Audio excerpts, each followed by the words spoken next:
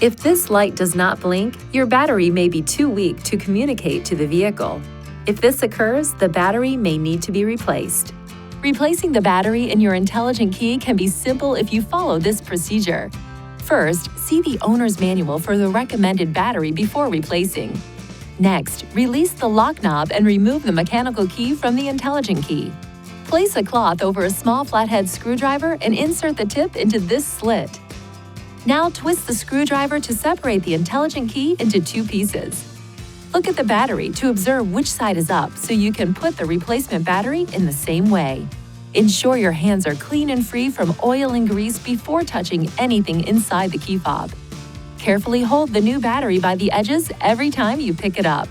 Remove the discharged battery while being careful not to touch the internal circuits or electrical terminals. Gently place the new battery into the intelligent key with the negative side oriented in the same direction you noted during removal. Align the tips of the two halves and then close the key fob by pushing along the edges. Lastly, operate the intelligent key to ensure it works properly. If you need assistance with replacement, it is recommended you visit a Nissan dealer. Please see your owner's manual for important safety information, system limitations, and additional operating and feature information.